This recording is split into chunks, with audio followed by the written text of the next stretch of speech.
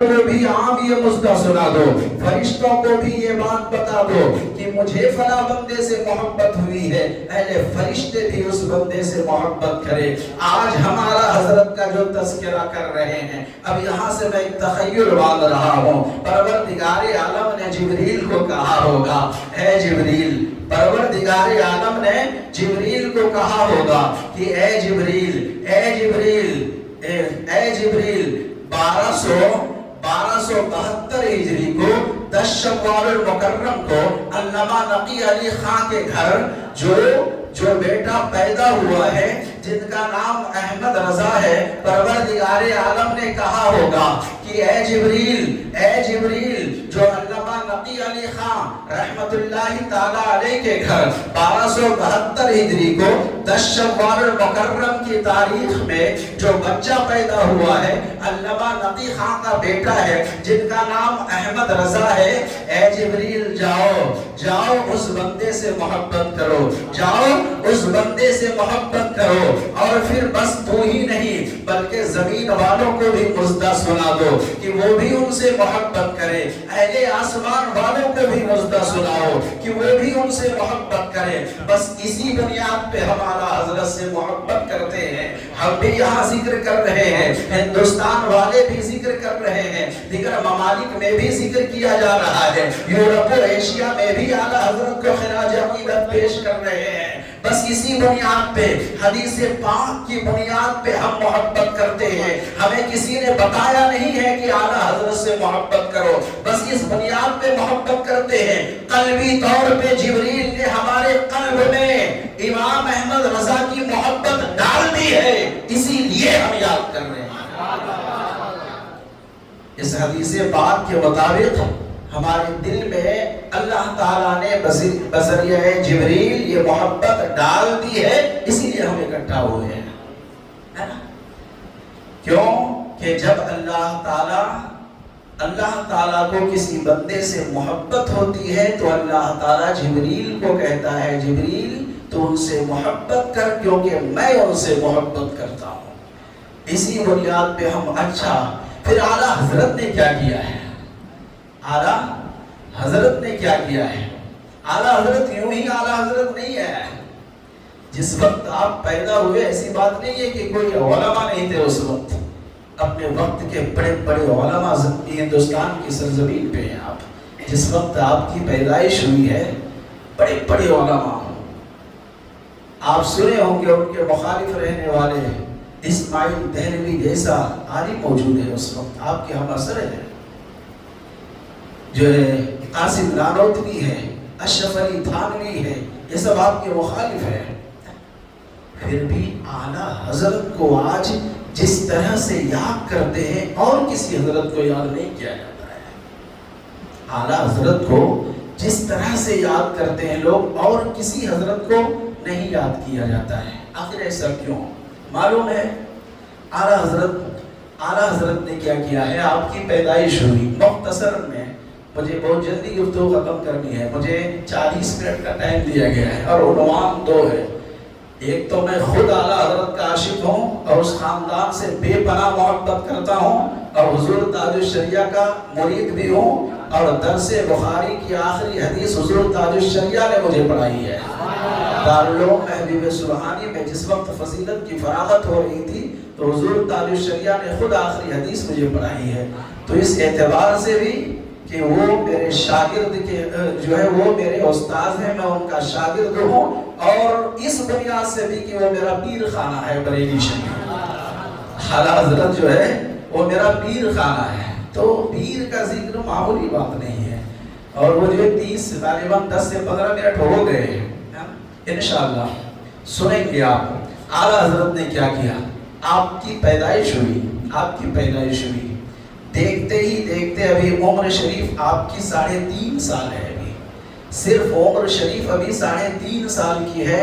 عربی فصیح و بلیغ انداز میں آپ گفتگو کر رہے ہیں، عربی میں، جبکہ آپ عجمی نسل ہیں، ہندوستان میں پیدا ہوئے ہیں آپ۔ عرب میں جو پیدا ہوتے ہیں وہ اپنے آپ کو عربی کہتے ہیں، عرب والے، اور عرب کے علاوہ جو لوگ پیدا ہوتے ہیں اس کو عجمی کہتے ہیں وہ لوگ۔ عربی جانکار، جاننے والا. اجمی اس کے خلاف لفظ ہے یہ. اجمی جو ہے جو نہیں سمجھنے والا ہو، جو نہیں جاننے والا ہو، ان کو اجمی کہتے ہیں. وہ لوگ عربی جو بہت جاننے والے ہوں. لیکن اعلیٰ حضرت کی یہ خصوصیت ہے کہ آپ پیدا ہندوستان میں ہوئے لیکن 3.5 سال میں فصیح و بلیغ انداز میں آپ عربی بول رہے ہیں. 3.5 سال کی عمر، 4 سال کی عمر شریف ہے آپ کی. آپ نے قرآن مجید کو ناظرہ ختم کر دیا ہے. اللہ اکبر. دیکھتے ہی دیکھتے 6 سال کی عمر شریف ہوئی اعلیٰ حضرت کی. آپ نے جو ہے آپ نے فصیح و بلیغ انداز میں 2.5 گھنٹے عید میلاد النبی کی موضوع پر مدلل متحقق تقریر آپ نے کی ہے. 8 سال کی عمر شریف میں اعلیٰ حضرت نے عالمیت کی عالمی یعنی عالم کی سند سے آپ فارغ ہو گئے ہیں آپ. اور جو ہے 11-12 سال کی عمر شریف میں آپ نے فضیلت کی ڈگری حاصل کر لی. اور جو ہے 12 سال جو ہے 13 سال 10 مہینے 7 دن میں آپ کو والد گرامی نے مسند افتاح پہ آپ کو جلوہ فروز کر دیا. 13 سال 10 مہینے 7 دن، ابھی 14 سال بھی نہیں ہوئے، آپ کو مسند افتاح یعنی آپ فتویٰ دیں، مفتی کی سند دے کر کے آپ کو جو ہے مزرعہ نشین کر دیے اور آپ فتویٰ دینے لگے. آپ نے پہلا فتویٰ دیا، والد گرامی نے دیکھا تو بالکل جو ہے خوش ہو گئے اور کہا بیٹا دیکھو اب میں جو ہے ضعیف العمر ہو گیا ہوں اور اب تم اس قابل ہو گئے ہو کہ اب جو ہے ہمیشہ اسی جگہ پہ بیٹھا کرو اور جو ہے دین کی خدمت کیا کرو. 14 سال کی عمر بھی نہیں ہوئی اور آپ نے فتویٰ لکھنا شروع کر دیا. اچھا جب فتویٰ لکھنا شروع کیا تو بڑے بڑے مسائل آئے. ایسی بات نہیں ہے مسائل نہیں آئے، بڑے بڑے مسائل آئے. اور اعلیٰ حضرت کی یہ خاصیت کہ مسئلہ کوئی بھی ہو، اعلیٰ حضرت سائل سوال ختم نہیں کرتا، اعلیٰ حضرت جواب دے دیتے. حاضر جواب. سائل ابھی سوال پوری طرح سے ختم بھی نہیں کیا ہے، اعلیٰ حضرت جواب دے دیتے تھے. ذہانت اللہ تعالیٰ نے اس طرح سے کہ آپ دم بخود ہو جائیں گے. کیسے کیسے مسائل آئے اعلیٰ حضرت کے سامنے اور اعلیٰ حضرت نے ایک لمحے میں آپ نے مسئلے کو حل کر دیا. آپ نے شاہکار کتاب جو مشہور زمانہ ہے جسے ہم فتاوائے رضویہ شریف کہتے ہیں، اس میں یہ سارے رسالہ کو جمع کر دیا گیا ہے اور ایک ضخیم مجموعے غالباً اب جو ہے ہمارے پڑوسی ممالک سے جو شائع ہوئی ہے غالباً 32 یا 33 جلد میں شائع کی ہے ان لوگوں نے فتاوائے رضویہ کو. الدولۃ المکیہ جیسی کتاب آپ دیکھیں گے تو حیران و پریشان ہو جائیں گے. آپ پڑھیں کنز الایمان کو، کسی اور ترجمے کی قرآن نہ پڑھیں، آپ کنز الایمان کو پڑھا کریں کیونکہ اعلیٰ حضرت نے اس کتاب کے ترجمے قرآن مجید کی ترجمہ کی ہے. آپ نے ان کا آپ نے جو کیا ہے وہ ہے کنز الایمان.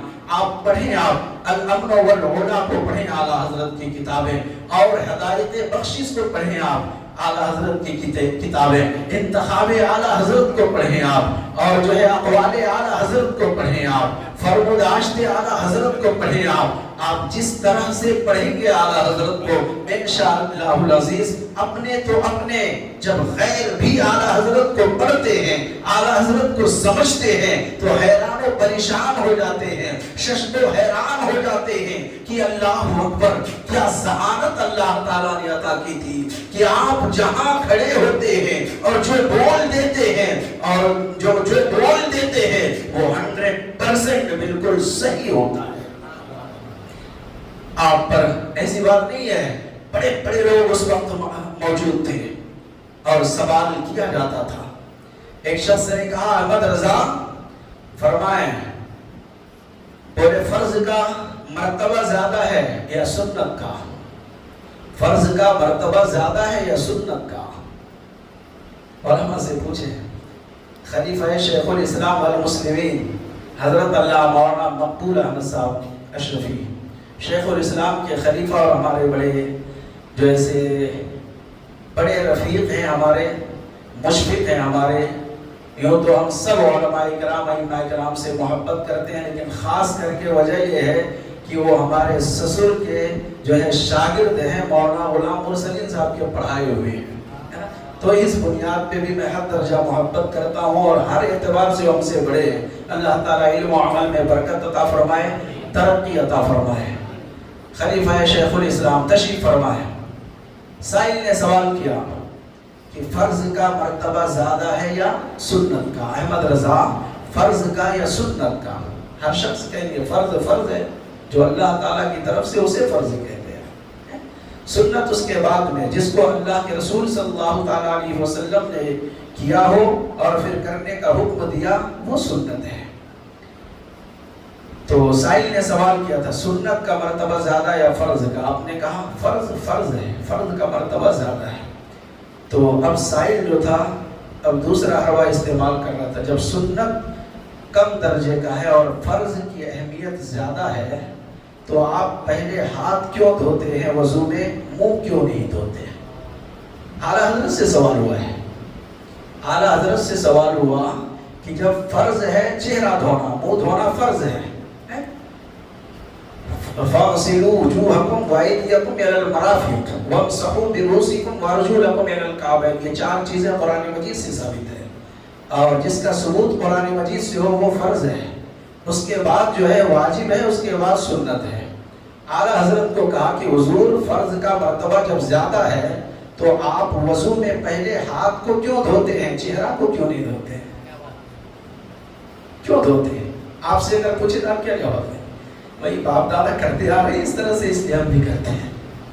ایک لیکن وہ عشق و محبت کا امام تھا، جب بولتا تھا تو عشق رسول کے جلوے نکلتے تھے زبان سے. جب جو کہتے تھے عشق رسول کی روشنی میں کہا کرتے تھے. بولے ہاں مرتبہ فرض کا زیادہ ہے، صحیح ہے، یہ بالکل صحیح ہے، لیکن پانی کے اندر جو ایسے تین چیزیں ہوتی ہیں پانی کی خصوصیات کو سمجھنے کے لیے کہ یہ لائق استعمال پانی ہے یا نہیں ہے، یہ پانی ناپاک تو نہیں ہے، جس پانی کو ہم استعمال کر رہے ہیں وہ پانی لائق استعمال ہے یا نہیں ہے، وہ قابل بدبودار تو نہیں ہے، پانی کا استعمال ہمارے لیے ضروری ہے یا نہیں ہے یہ پانی. تو ان کو سمجھنے کے لیے تین چیزیں ضروری ہے. علماء ہمارے سامنے ہیں، وہ جانتے ہیں. اللہ کرے آپ کو بھی سمجھنے کی توفیق عطا فرمائے اور سمجھ کے پھر عمل کی توفیق عطا فرمائے. بولے پانی کے اندر تین چیزیں ہوتی ہے. ایک پانی کا رنگ دیکھنا ضروری ہوتا ہے، پانی کا مزہ جاننا ضروری ہوتا ہے، اور پھر پانی کی بدبو جاننا ضروری ہوتا ہے کہ پانی میں کہیں بدبو تو نہیں آ گئی ہے، اور جو ایسے ان کے رنگ بدل تو نہیں گئے ہیں، اور پانی ہے یا کہیں یہ دودھ تو نہیں ہے، یہ شربت تو نہیں ہے سیلان تو ہے، اس میں بہانے کی قوتیں تو ہے، کہیں دودھ تو نہیں ہے. تو ان کو دیکھنے کے لیے، پانی کی خصوصیات کو سمجھنے کے لیے پہلے آپ کو پانی کو ہاتھ میں لینا ہوگا، پھر زبان پہ رکھنا ہوگا، تبھی آپ سمجھیں گے پانی نمکین تو نہیں ہے، پانی میں جو ایسے کھارا پن تو نہیں ہے. اس کے بعد ناک میں سے لگانا ہوگا، جبھی سمجھیں گے بدبو تو نہیں آ رہی ہے پانی میں، پانی لائق استعمال ہے یا نہیں ہے. پانی کے رنگ کو دیکھنا ہوگا، پانی کے مزہ کو دیکھنا ہوگا، پانی کی لذت کو سمجھنا ہوگا، اور پھر جو ایسے پانی کا رنگ بھی دیکھنا ہوگا. اور ان تینوں کو دیکھنے کے لیے پہلے آپ کو ہاتھ میں لینا، پھر زبان پہ رکھنا، پھر ناک کے پاس رکھنا ہوگا. جبھی آپ سمجھ پائیں گے یہ پانی ہے یا دودھ تو نہیں ہے. آپ ہاتھ میں لیں گے سمجھ جائیں گے نہیں یہ پانی ہے، دودھ نہیں ہے، یہ پانی ہے، شربت نہیں ہے. جب ناک کے قریب سمجھ لائیں گے تبھی سمجھ جائیں گے کہ اس سے بدبو آ رہی ہے، یہ لائق استعمال نہیں ہے. اور جیسے ہی آپ زبان پہ رکھیں گے تو مزہ مل جائے گی، نہیں یہ پانی شربت نہیں ہے بلکہ یہ پانی ہے. تو کہا تین چیزیں سمجھنا ضروری ہے. تین چیزوں کو سمجھنے کے لیے آپ ان مرحلوں سے گزرنا پڑے گا. لیکن ہماری یہ خوش نصیبی ہے کہ ان مرحلوں کو سمجھنے کے لیے پہلے سنت مصطفیٰ ادا کرتے ہیں، اس کے بعد فرض کی ادائیگی کرتے ہیں. تمہاری کم نصیبی ہے کہ تم یوں ہی لیتے ہو ہاتھ میں، تمہاری کم نصیبی ہے کہ پانی کی خصوصیات کو سمجھنے کے لیے یوں ہی استعمال کرتے ہو. ہماری خوش نصیبی ہے کہ ہم سنت مصطفیٰ سے پہلے ہم پانی کی خصوصیات کو سمجھتے ہیں، اس کے بعد فرض کی ادائیگی کرتے ہیں۔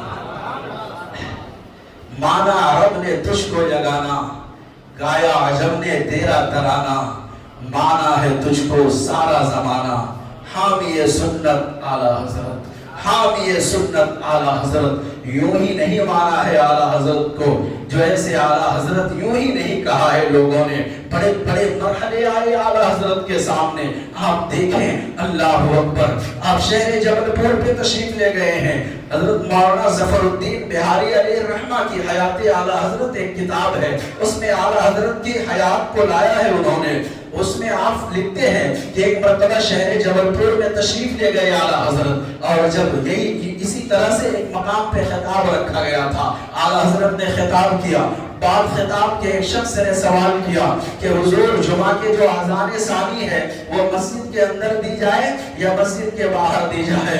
یہاں کا بھی مرحلہ ہے، ہمارے کرناٹک کا بھی یہ مرحلہ ہے، ہر جگہ پہ سوال و جواب کیے جاتے ہیں، اور جو اس پر تنازع میں لوگ ابھرتے ہیں۔ یہ سوال اعلیٰ حضرت سے بھی کیا گیا شہر جبل پور میں۔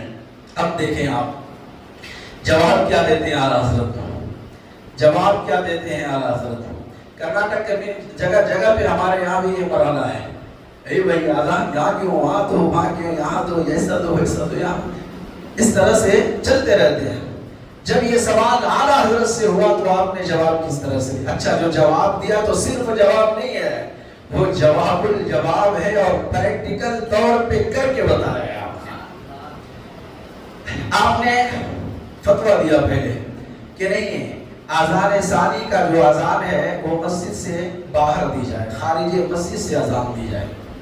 تو اس پر لوگوں نے ترازع کی، لڑائی ہو گئی وہاں، اور لڑائی ہوئی شہر جبل پور میں، آپ کے نام FIR درج ہوا اس وقت۔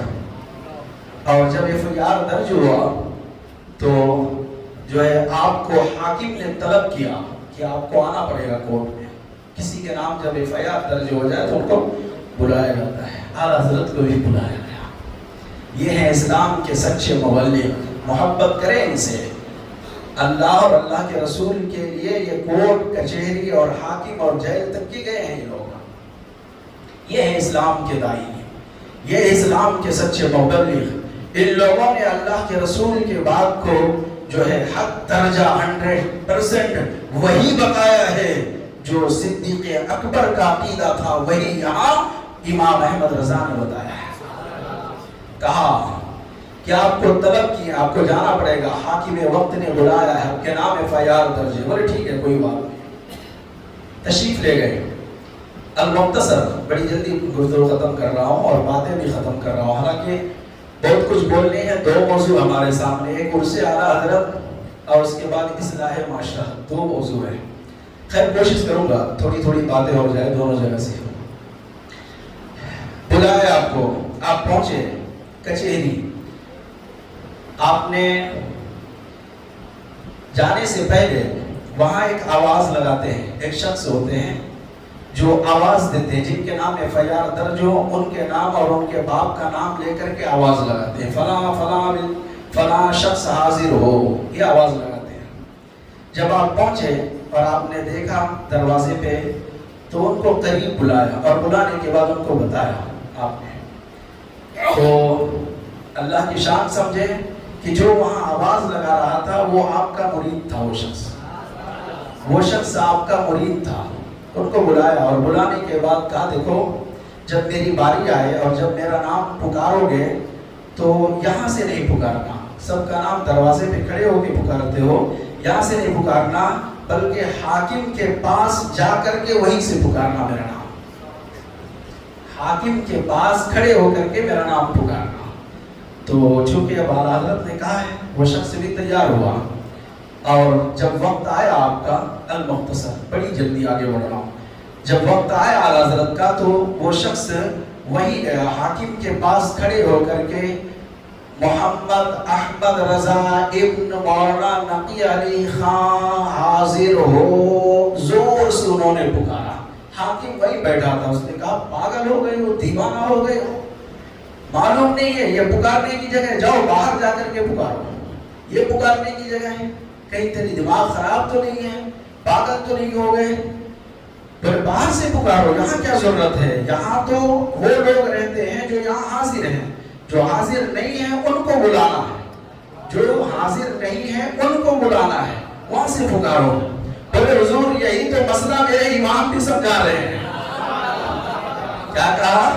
آذان ثانی کا مطلب بھی یہی ہوتا ہے کہ جو اب تک نہیں آئے ہیں مسجد، سمجھے آپ مفہوم کو؟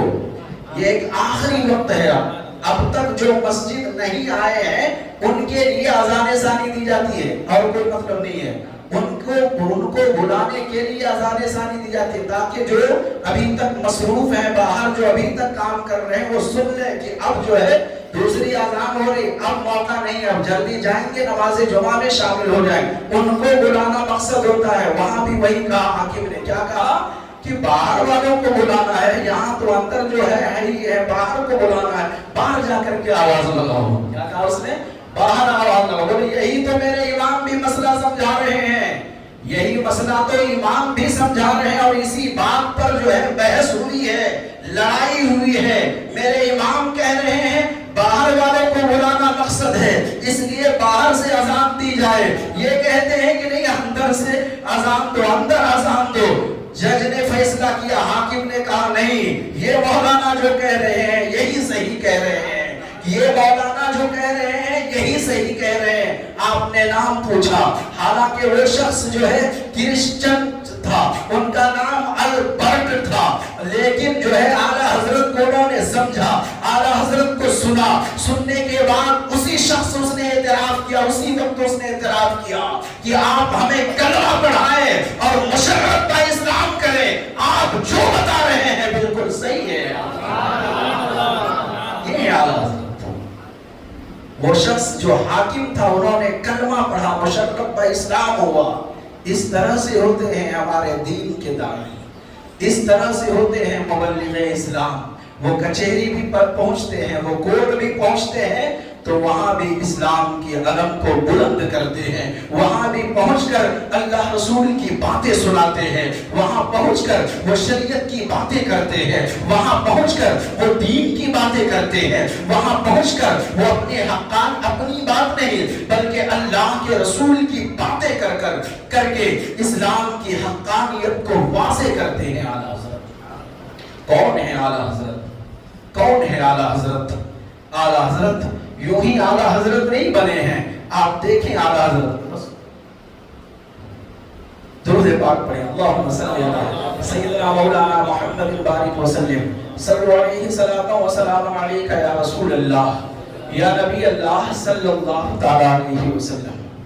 دیکھیں آپ اعلیٰ حضرت کنز الکرامت، جبر الاستقامت، الشاہ سیدنا امام احمد رضا خان فاضل بریلوی علیہ الرحمت و رضوان، آپ جس وقت تشریف لائے دنیا میں، جس وقت تشریف لائے تو اس وقت جو ہے رسالت محمدی صلی اللہ تعالی علیہ وسلم پر چاروں طرف سے یلغار ہو رہے تھے، حملے ہو رہے تھے۔ جس وقت آپ تشریف لائے ہر طرف سے آقا کریم صلی اللہ علیہ وسلم کی ذات پر حملے ہو رہے تھے۔ کوئی لکھتا تھا جن کا نام محمد یا علی ہے وہ کسی چیز کے مالک و مختار نہیں ہے۔ کوئی یہ کہتا تھا آقا کریم کا خیال، محمد رسول اللہ کا خیال نماز میں آنا، یہ گدھے کا خیال آ جائے یہ صحیح ہے، لیکن محمد رسول اللہ کا خیال آنا یہ گدھے کے خیال میں ڈوب جانے سے بدتر خیال ہے۔ آقا کریم کا خیال آنا، نعوذ باللہ من ذلک، اس طرح سے بات۔ کوئی کہہ رہے تھے اگر کوئی اور بھی دوسرے نبی تشریف لے آئے تو بھی خاتمہ محمدی پر کوئی فرق نہیں پڑے گا، نبی کریم کے خاتم ہونے کے معنی میں کوئی فرق نہیں پڑے گا۔ تو کوئی یوں کہہ رہے تھے آقا کریم صلی اللہ علیہ وسلم کو پیٹھ کے پیچھے کی خبر نہیں ہے، تو کوئی یوں کہہ رہے تھے کہ یا رسول اللہ کہنے والا مشرک لوگ ہیں یہ جو یا رسول اللہ کہتے ہیں، یا حبیب اللہ کہتے ہیں، اس طرح سے باتیں نکل رہی تھی۔ اور ہر طرف سے آ کر کے حملے آقا کریم کی ذات پر ہی ہو رہی، چاروں طرف سے، چاروں طرف سے۔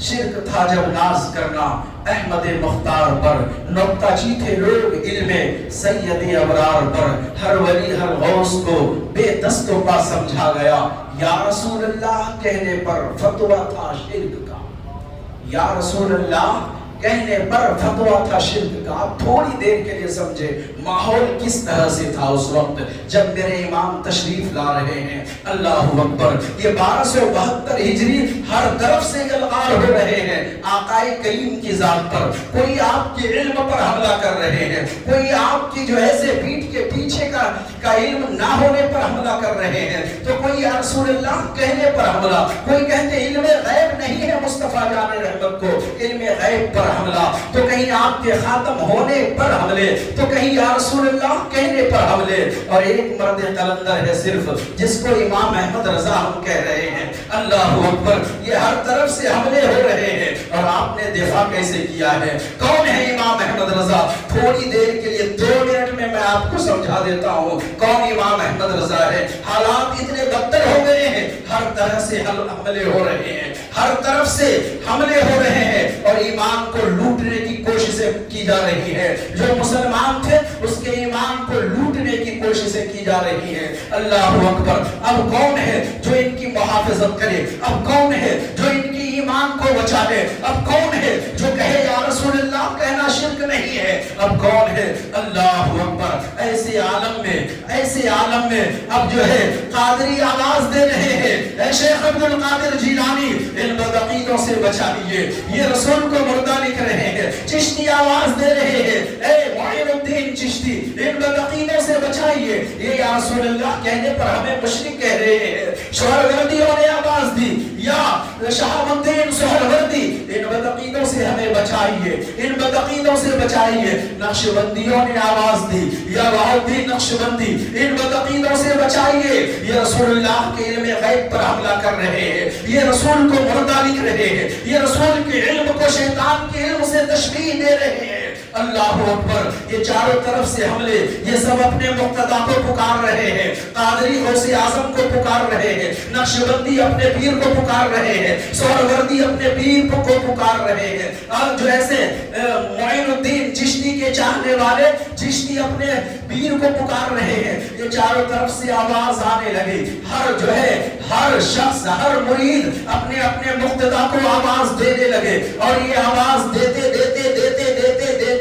خوش نصیبی یہ کہ گنبد خضرا کے قریب پہنچ گئے۔ میں ایک تخیل باندھ رہا ہوں، کون ہے امام احمد رضا؟ ایک خیال باندھ رہا ہوں، کون ہے امام احمد رضا؟ یہ سب اٹھے اور آواز دیتے گنبد خضرا پہ پہنچ گئے، وہیں پہنچ کر کے کہنے لگے، یا رسول اللہ پھر سے کوئی صدیق اکبر بھیج دیا جائے، یا رسول اللہ پھر سے کوئی عمر ابن خطاب بھیج دیا جائے، یا رسول اللہ پھر سے کوئی عثمان غنی بھیج دیا جائے، پھر سے کوئی شیر خدا حیدر کرار بھیج دیا جائے، یا رسول اللہ پھر سے کوئی خالد ابن ولید بھیج دیا جائے۔ معاملہ کیا ہے یا رسول اللہ؟ کوئی آپ کے علم غیب پہ حملہ کر رہے ہیں، کوئی آپ کے علم کو شیطان کے علم سے تشبیہ دے رہے ہیں، کوئی آپ کے علم غیب پر حملہ کر رہے ہیں، کوئی آپ کا خیال نماز میں آنا یہ گدھے کے خیال میں ڈوب جانے سے بدتر ہے کہہ رہے ہیں، اللہ اکبر۔ وہی پہنچ کر کے پکارنے لگے، یا رسول اللہ، یا رسول اللہ پھر سے اب کوئی عمر ابن خطاب کو بھیج دیا جائے، پھر سے کوئی شیر خدا کو بھیج دیا جائے، پھر سے کوئی خالد ابن ولید کو بھیج دیا جائے۔ گنبد خضرا سے آواز آئی، اے میرے غلاموں مت گھبراؤ، ابو بکر صدیق کے جو کام تھے وہ کر کے چلے گئے، عمر ابن خطاب کے جو کام تھے وہ کر کے چلے گئے، عثمان غنی کے جو کام تھے وہ کر کے چلے گئے، شیر خدا حیدر کرار کے جو کام تھے وہ کر کے چلے گئے، خالد ابن ولید کے بھی جو کام تھے وہ کر کے چلے گئے۔ تم مت گھبراؤ، ان تمام بدعقیدوں کا دندہ شکن جواب دینے کے لیے تجھے احمد رضا بھیج رہا ہوں۔ ان تمام بدعقیدوں کا دندہ شکن جواب دینے کے لیے تجھے احمد رضا بھیج رہا ہوں۔ اور جب وہ آیا تو کیا کیا؟ اللہ اکبر، کیا کہا؟ کہنا یہ تھا کہ یا رسول اللہ کہنا شرک ہے۔ آپ نے کہا کون دیتا ہے دینے کو منہ چاہیے، کون دیتا ہے دینے کو منہ چاہیے، دینے والا ہے सच्चा हमारा नबी।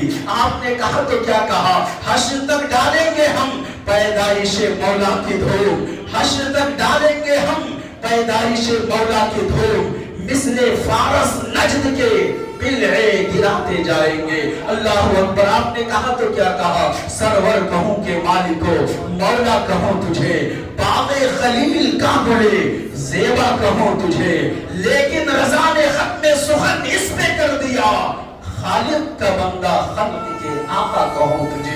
आप पढ़े हिदायत के बख्शिश को, आप पढ़े इंतखाब आला हजरत को, हर लफ्ज से, हर जुमले से, हर अशआर से इश्क़ रसूल के चश्मे निकलते हैं। हर जगह से आपने जब भी मुस्कुराया तो बात अपनी नहीं की है, आपने जब भी कदम उठाया तो बात अपनी नहीं की है। हालांकि आपके वालिद पाक कोई आम इंसान नहीं है, अपने वक्त के मुहक्किक हैं, अपने वक्त के मुहद्दिस हैं, अपने वक्त के फकीह हैं, अपने वक्त के आलिम रब्बानी है। लेकिन कोई एक कसीदा भी बता दे जो अपने दादा के मुतालिक आपने लिखा हो, कोई एक शेर भी बता दे जो अपने बाप के मुतालिक आपने लिखा हो, अपने खानदान के मुतालिक लिखा हो। नहीं नहीं, पूरी जिंदगी जब भी ज़बान खोला अल्लाह के रसूल की शान में, कभी लिखते हैं तो रसूलुल्लाह की बातें करते हैं, कभी लिखते हैं तो सहाबाए किराम की बातें करते हैं, कभी लिखते हैं तो मदीने वाले की बातें करते हैं। अल्लाह अकबर। क्या कहेंगे, कलम उठाते हैं तो भी इश्क़ रसूल में,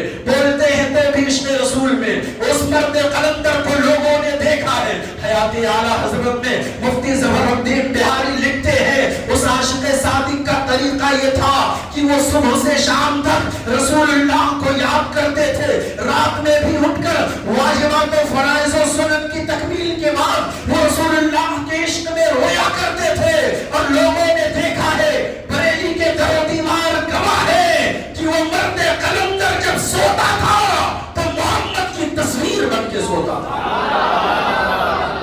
मोहम्मद की तस्वीर बन के सोता था। इतना बड़ा आशिक़ रसूल है वो। अल्लाह अकबर। इसीलिए तो कहते हैं या रसूल अल्लाह, या रसूल अल्लाह, सरवर कहूं के मालिको मौला कहूं तुझे, बाग़े खलील का गुले ज़ेबा कहूं तुझे।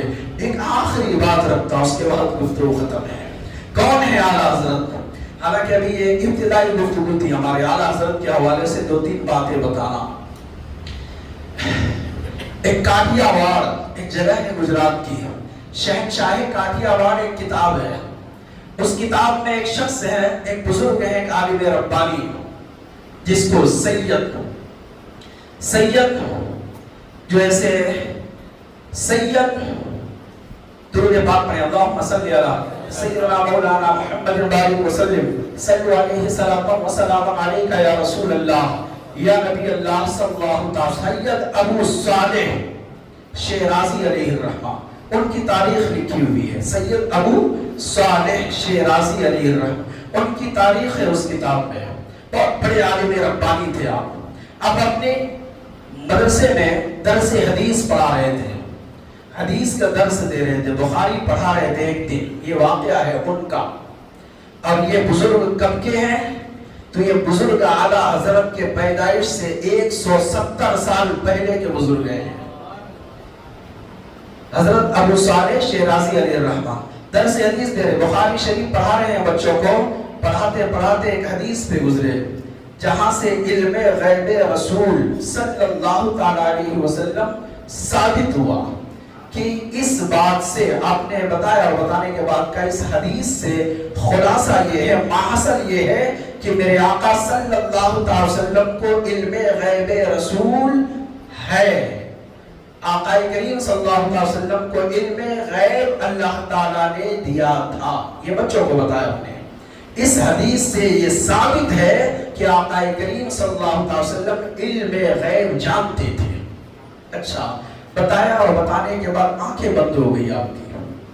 जब आंखें बंद हुई थोड़ी देर के लिए, तो आप जो है हजरत अबू सालेह शेराज़ी अलैहि रहमा आंखें बंद हुई, और जब आंख खुली थोड़ी देर के बाद, बस 2-3 लहजे के बाद, 2-3 लम्हे के बाद आंख खुली, तो बड़े गमगीन थे आप, बड़े गमगीन थे आप, अफसरदा थे आप, चेहरा उदास था, हुज़्न और मलाल में डूबे हुए थे। और जो ऐसे अब बच्चे कुछ पूछना ही चाहते थे, फिर आंखें आपकी बंद हो गई। اب کچھ پوچھنا ہی چاہتے تھے، بچے بچے ہوتے ہیں، استاذ اور شاگرد بہت حساس ہوتے ہیں، کوئی بھی معاملہ ہو پوچھ لیتے ہیں۔ استاذ اور شاگرد جو ہے یہ باپ بیٹے کا رشتہ ہوتا ہے، یوں سمجھے آپ، جس طرح سے باپ بیٹے کا رشتہ ہو ایسے ہی استاذ شاگرد کا رشتہ ہوتا ہے۔ تو وہ کچھ پوچھنا چاہتے تھے، پھر تھوڑی دیر کے لیے آنکھیں بند ہو گئی۔ حضرت ابو صالح شیرازی علیہ الرحمہ کی آنکھیں بند ہو گئی۔ جب آنکھیں بند ہوئی اور تھوڑی دیر کے بعد پھر جب آنکھیں کھلی تو اب آپ مسکرا رہے تھے، درس حدیث دے رہے ہیں، بخاری کی درس دے رہے ہیں، اب جو ہے آپ مسکرانے لگے۔ جب مسکرانے لگے تو بچے پوچھتے ہیں، استاذ محترم، شیخ طریقت، آخر وجہ کیا ہے، معاملہ کیا ہے؟ ابھی تھوڑی دیر پہلے آپ غمگین تھے، آپ افسردہ چہرہ تھے، اور اس کے بعد آنکھ لگی اور پھر جب آنکھ کھلی ہے تو آپ مسکرا رہے ہیں، آخر وجہ کیا ہے؟ پہلے آپ حزن و ملال میں ڈوبے ہوئے تھے، اب آپ مسکرا رہے ہیں، آخر وجہ کیا ہے؟ اللہ اکبر۔ اب جو جواب دے رہے ہیں وہ جو ہے دل کے تختی پر نوٹ کر لینے کے قابل ہے، جو جواب دے رہے ہیں وہ اللہ اکبر۔ حضرت ابو صالح شیرازی علیہ الرحمہ فرماتے ہیں کہ بیٹے معاملہ کچھ نہیں، میں تم لوگوں کو بخاری کی درس دے رہا تھا، میں بخاری کی درس دے رہا تھا، اور یہ جو حدیث، اس حدیث سے ایک مفہوم سمجھ میں آ رہی ہے کہ اس سے پتہ چلا آقا کریم صلی اللہ علیہ وسلم علم غیب جانتے تھے۔ اتنا بتایا، میری آنکھ لگ گئی، میری آنکھ لگ گئی۔ جب آنکھ لگ گئی تو اللہ تعالیٰ کی طرف سے مجھ پر الہام ہوا، مجھ پر الہام ہوا، آواز آئی، اے ابو صالح شیرازی علیہ الرحمہ، ابھی وہ فرقہ پیدا نہیں ہوا ہے جو علم غیب رسول پر انکار کریں گے۔ اے ابو صالح، ابھی وہ فرقہ پیدا نہیں ہوا ہے جو علم غیب رسول کا انکار کریں گے۔ تو مطلب پتہ یہ چلا کہ علم غیب رسول کا انکار کرنے والا بھی کوئی ہندوستان میں پیدا ہوگا۔ اس بات پر میں غمگین تھا، اس بات پر میں غمگین تھا کہ یا اللہ، ایسے لوگ بھی پیدا ہونے والے ہیں جو علم غیب رسول کا انکار کریں گے، نہیں مانیں گے۔ میں حزن و ملال میں ڈوبا ہوا تھا، میں افسردہ چہرہ لیا ہوا تھا، میں بالکل غمگین تھا کہ یا اللہ، ہندوستان میں بھی ایسے لوگ پیدا ہونے والے ہیں جو علم غیب رسول کا انکار کریں گے۔ لیکن جب دوسری مرتبہ میری آنکھ لگی، دوسری مرتبہ جب میری آنکھ لگی تو پھر دوسرا الہام آیا، دوسرا الہام آیا اللہ تعالیٰ کی طرف سے، اے ابو صالح شیرازی علیہ الرحمہ، جب وہ فرقہ پیدا ہوں گے کہ جو علم غیب رسول کا انکار کریں گے تو ان کو دندہ شکن جواب دینے کے لیے میں بریلی میں امام احمد رضا کو پیدا کروں گا۔ درود پاک پڑھیں۔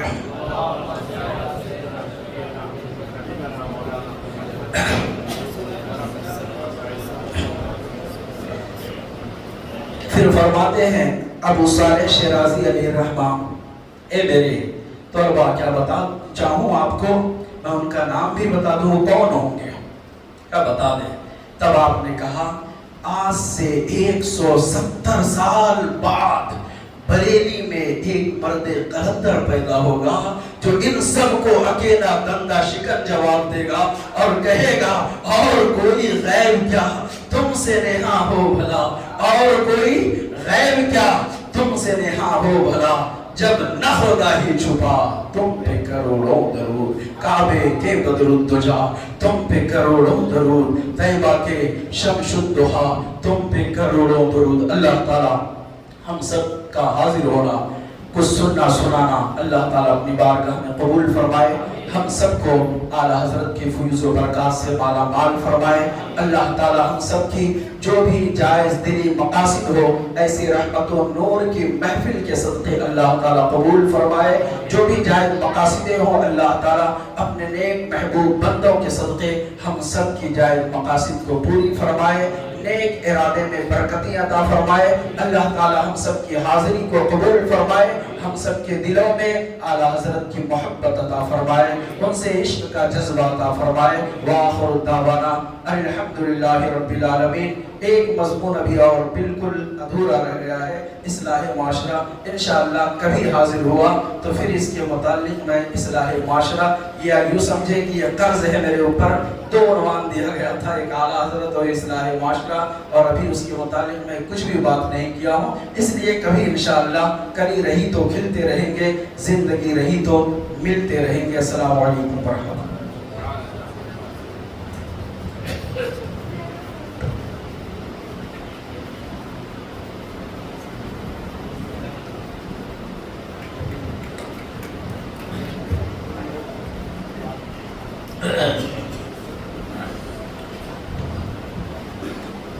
اس طریقے سے میں پڑھا ہوں، اسی طریقے سے پڑھیں.